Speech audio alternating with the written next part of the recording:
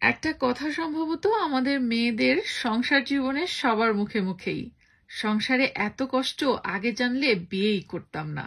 কিন্তু আসলে কি হতো তা আল্লাহই জানে। বাট আমরা মেয়েরা কিন্তু কিছু কথা আছে যেগুলো বলে খুব শান্তি পাই, করি বা না করি।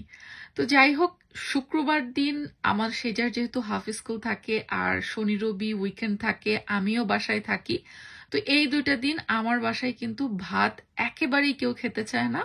সবার একটু আবদার থাকে যেন একটু আলাদা কিছু ভাজাভুজি এই টাইপের কিছু করে দেওয়া হয়। তো আমি রাত্রেবেলা চিকেন ফ্রাই করব দেখে সকাল সকালই চিকেনটাকে মেরিনেট করে নিচ্ছি। চিকেনটা একটু যদি বেশি সময় নিয়ে মেরিনেট করে রাখা যায় তাহলে যেমন ভেতরে মশলাপত্র ঢোকে, খেতেও কিন্তু খুব মজা হয়। চিকেন ফ্রাই করার আহামরি কোনো রেসিপি নাই, বিশ্বাস করেন।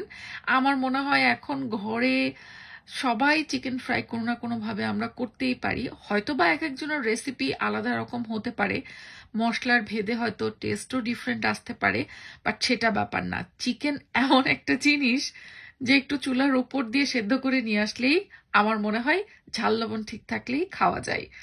আর এখন ব্রয়লার চিকেন ছাড়া তো কোনো গতিই নাই। দেশি চিকেন আমার মনে হয় বাংলাদেশেও খুব একটা অ্যাভেলেবল না। তো যাই হোক, চিকেনটা ম্যারিনেট করে আমি ফ্রিজে রেখে আসলাম। আর ছুটির দিনগুলোতে আসলে আমার ব্যস্ততা আরো বেশি থাকে। এখানে চলে আসছি আমাদের বাংলাদেশের যে বিজনেস পেজটা লন্ডন ডিলস, সেখানের মালপত্র প্রতি 1 সপ্তাহ 2 সপ্তাহ পরেই আমি শিপমেন্ট পাঠাই। তো সেগুলোই রেডি করছিলাম, কারণ এই প্রোডাক্টগুলো দিনে দিনে আমার কেনা থাকে। অনেকগুলো হোম ডেলিভারি থাকে, অনেকগুলো আমি শপে যেয়ে কালেক্ট করি। তো বিভিন্ন বিভিন্ন প্রোডাক্টগুলো এরকম কালেক্ট করে করে দেখা যাচ্ছে 1-1.5 সপ্তাহ ধরে আমার ঘরে অনেক প্রোডাক্ট জমে যায়। আর সেই প্রোডাক্টগুলো তারপরে আমি আস্তে আস্তে সবগুলো সুন্দর করে টেপ দিয়ে মুড়িয়ে বক্সে বক্সে প্যাকিং করে তারপরে কার্গোতে দিয়ে আসি। আর সেই কার্গো বাংলাদেশে পৌঁছায় এবং বাংলাদেশে আমার একমাত্র ছোট ভাই রোমান, ও সবটা দেখাশোনা করে। এবং আমাদের একটা ওয়ার হাউস আছে, ছোটখাটো, বেশি না, আমাদের বিজনেসটাও যেহেতু এখন ছোট। তো সেখান থেকে তারপরে পুরো বাংলাদেশে আমরা হোম ডেলিভারি দিয়ে থাকি। তো এখানে যেসব প্রোডাক্টসগুলো দেখছেন আমার, এগুলো নিউ শিপমেন্ট যাবে। আর এই প্রোডাক্টসগুলো অলরেডি কিন্তু বাংলাদেশের স্টকেও আছে। ওই যে বললাম, আমি যেহেতু প্রতি 1.5-2 সপ্তাহের মধ্যেই নিউ নিউ শিপমেন্ট পাঠাই, তো দেখা যাচ্ছে যে প্রোডাক্টগুলো স্টক আউট হওয়ার পর্যায়ে থাকে সেগুলো আবার আমি নতুন করে পাঠাতে থাকি। আর এই তো এভাবেই চলে। তো এখানে দেখতে পাচ্ছেন মানে বাংলাদেশে যেরকম মশার উপদ্রব, সো মস্কুইটোর যেই ক্রিমটা, এটা কিন্তু খুবই ভালো। বেসিক্যালি এটা একটা লিকুইড ফর্ম। আর বাচ্চাদের এখানে অনেক প্রোডাক্টস আছে, অ্যাভিনোর প্রোডাক্টস। আর আমার সেজা সিয়ারাকে যেই সানস্ক্রিনটা ইউজ করায় ক্যালিপসো, সেটা রয়েছে।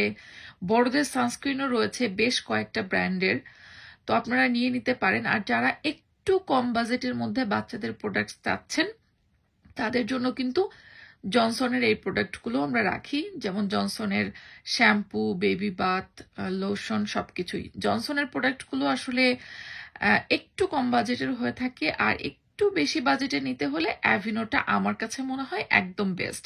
আমি আমার সেজা সিয়ারার জন্য অ্যাভিনো ইউজ করাই। তাছাড়া বায়ো অয়েল থেকে শুরু করে শীতকালীন যেসব লোশন, ক্রিম, সব কিন্তু বাংলাদেশে অলরেডি স্টক হয়ে গেছে। আপনারা লন্ডন ডিলস পেজ থেকে কিন্তু পুরো বাংলাদেশে অর্ডার করে হোম ডেলিভারি নিতে পারবেন।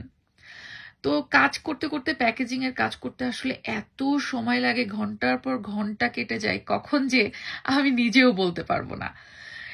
আসেন তাহলে এবার একটু মজাদার মশলা দিয়ে মুড়ি মাখানো আপনাদের সাথে শেয়ার করি।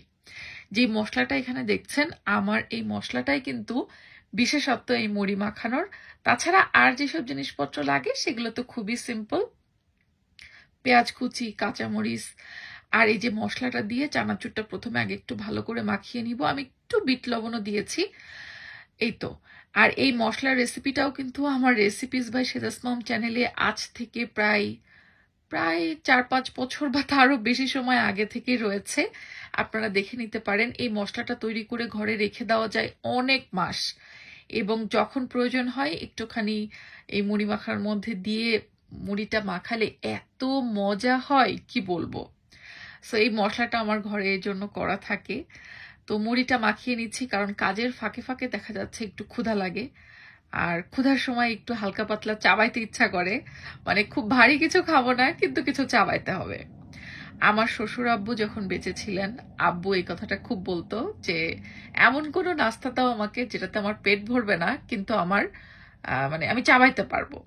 তো আমার শাশুড়ি আম্মু বলতেন যে এমন কি আছে দুনিয়ায় যেটা খাইলে পেট ভরে না। আব্বুর ওই কথাটা আমার এখন খুব মনে পড়ে। যাই হোক, আমার শ্বশুর আব্বু যেহেতু এখন বেঁচে নেই, সবাই দোয়া করবেন আব্বুর জন্য। মুড়ি মাখানো হয়ে গেল, আর তার সাথে কি একটু চা না হলে হয়? একটু দুধ চা করে নিলাম সবার জন্যই। তো চা খাওয়ার পরে, নাস্তা করার পরে আমাদের যে প্যাকেজিং গুলো বাকি ছিল সেগুলো শেষ করে নিয়ে দৌড় দিলাম দৌড় লন্ডনে।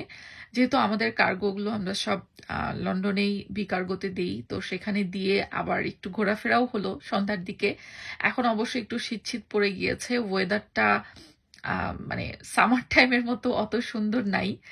বাট তারপরও লন্ডন ব্রিজের উপর দিয়ে আসলে একটু না ঘুরে গেলেই ভালো লাগে না। মাঝে মাঝে মানে ঠান্ডার কারণে একটু দাঁড়াবো, একটু ছবি টবি তুলবো, এগুলো এখন আর করা হয় না। যখন প্রথম প্রথম এসেছিলাম তখন খুব ভালো লাগতো এটা করতে। এখন শুধু মনে হয় যে না, ঠান্ডা ঠান্ডা, বাইরে অনেক ঠান্ডা। আগে তো দেখা যাচ্ছে ঠান্ডাটাকেও আমরা উপেক্ষা করে, মানে ওই যে আছে না যে নতুন সবকিছু অনেক বেশি ফ্যাসিনেশন কাজ করে, ঠিক সেরকমটা। তো যাই হোক, আমরা লন্ডনে কার্গোতে সব প্রোডাক্টস গুলো দিয়ে আসলাম শিপমেন্টের। তারপরে বাসায় এসে রাত্রেবেলা যেই চিকেনটা ম্যারিনেট করে রেখেছিলাম সেটা এখন ফ্রাই করে নেওয়ার পালা। আজকে চিকেনের সাথে অন্য কিছুই রাখিনি, মানে একটু ফ্রাইড রাইস বা অন্য কিছুই না, শুধুমাত্র চিকেন ফ্রাইটাই করব। তবে একটু বেশি করে যেহেতু করছি, ডিনারে এটা দিয়ে কাজ চালিয়ে দিব। একটু বেশি করে চিকেন ফ্রাই হলে আমাদের শুধু চিকেন ফ্রাইতেও ডিনার হয়ে যায়। যেটা বলছিলাম যে সংসার জীবনে আসলে এত কাজ কর্ম সবকিছু মিলিয়ে, আর বিদেশে যেহেতু কোনোই হেল্পিং হ্যান্ড থাকে না, আপনি অসুস্থ হলেও সাহায্য করার জন্য কোনো মানুষ থাকবে না আশেপাশে। বাংলাদেশে যেমন থাকে না যে অসুস্থ হলাম, বাসার নিচেই অনেক হোটেল আছে, রেস্টুরেন্ট আছে, যেখান থেকে একটু কিনে টিনেও খাওয়া যায়, বা কম বাজেটের হোটেলগুলো থেকেও ভাত তরকারি কিনে এনে খাওয়া যাচ্ছে, বা বাজেট বেশি থাকলে বাইরের বড় বড় রেস্টুরেন্টগুলো থেকেও খাবার কিনে খাওয়া যাচ্ছে। তো বিদেশে এখানে হয় কি, কম বাজেটের হোটেল ওই টাইপের কোনো কিছু ভাত তরকারি তো নেই, বা অন্যান্য যেসব রেস্টুরেন্টগুলো আছে সেগুলো হাতের কাছে সব হালাল পাওয়া যায় না। হালাল রেস্টুরেন্টও রয়েছে বিদেশে, বাট সেটার সংখ্যা খুবই কম, বা থাকলেও দেখা যাচ্ছে সেই জিনিসগুলো আমাদের অত মানে সচরাচর খাওয়া হয় না। বাংলাদেশে যেরকম অ্যাভেলেবেল সবকিছু, একেবারে বাসা থেকে নিচে নামলেই খাবার দাবার থেকে শুরু করে টঙের দোকান, সিঙ্গারা পুরি বা অন্যান্য ভাত তরকারির দোকান সবকিছু রয়েছে, বাট এখানে কিন্তু সেরকম অপশন নেই। সব কাজ নিজে করো, বাচ্চা কাচ্চাকে পালা থেকে শুরু করে সবকিছু মিলিয়ে বিদেশের লাইফটা আমার কাছে মানে কেমন জানি মনে হয় একটু যান্ত্রিক মতো। অনেক সময় থাকে যে দেশে কারোর সাথে কথা বলবো, এই সময়টাও অনেক সময় হয়ে ওঠে না, এতটাই ব্যস্ততার সময় কাটতে হয়। আগে যখন দেশে থাকতাম তখন বিদেশের মানুষের এই ব্যস্ততাগুলো আসলেও এতটা উপলব্ধি করতে পারতাম না, যতটা এখন আমি বিদেশে এসে নিজে বুঝি, যেটা দেশে থাকতে হয়তো কখনোই বুঝতাম না।